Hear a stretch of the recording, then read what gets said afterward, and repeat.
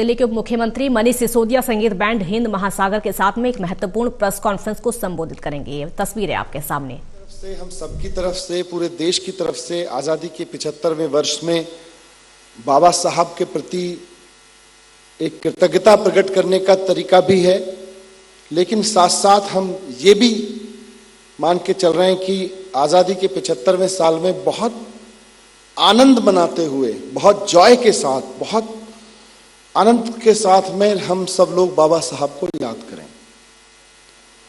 बाबा साहब ने जो कंट्रीब्यूशन दिया उसको बहुत आनंद के साथ, उत्सव के साथ देखें आजादी के 75वें वर्ष में, और उस उत्सव में, उस आनंद में हमारे अंदर एक संकल्प पैदा होगा। वो काम बड़ा है। देश में इतने बड़े प्ले कभी नहीं हुए जिस तरह का प्ले अभी आयोजित होने जा रहा है।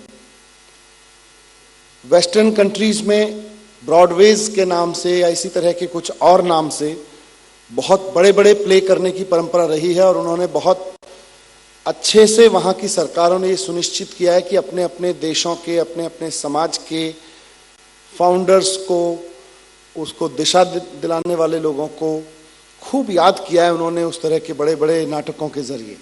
हमारे देश में उस तरह की परंपरा शुरू नहीं हुई थी। अरविंद केजरीवाल जी की आम आदमी पार्टी सरकार इस परंपरा को शुरू कर रही है कि बाबा साहब जो आज हमारे भारत के, आज के हमारे भारत के निर्माता हैं, हमारे आधुनिक भारत की नींव रखने वाले व्यक्तित्व हैं, उनके प्रति कृतज्ञता व्यक्त करते हुए एक ऐसा शानदार प्ले किया जाए कि लोग बाबा साहब को महसूस कर सकें, 75वें वर्ष में उनको महसूस कर सकें और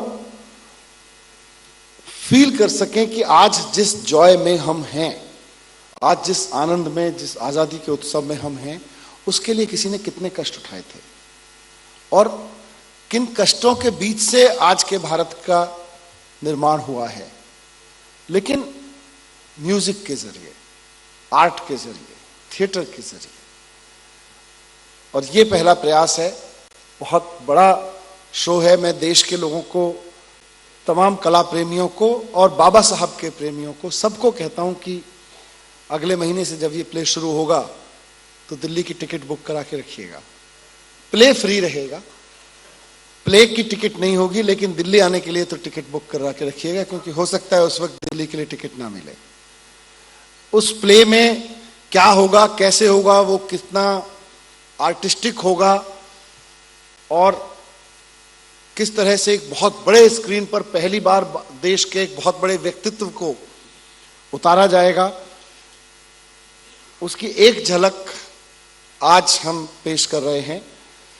आज उसका एक सॉन्ग इंडियन ओशियन के द्वारा तैयार किया गया, यहां पर लॉन्च कर रहे हैं, और उस सॉन्ग से ही आप अंदाजा लगा सकते हैं कि उसकी तैयारी दिल्ली सरकार कितने भव्य तरीके से कर रही है और ये पूरा का पूरा प्ले कितना भव्य होने जा रहा है।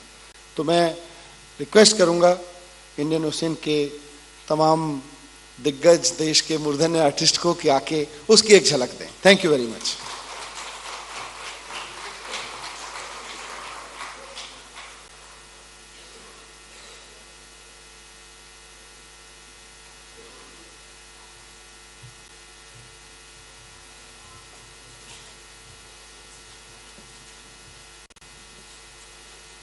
नमस्ते।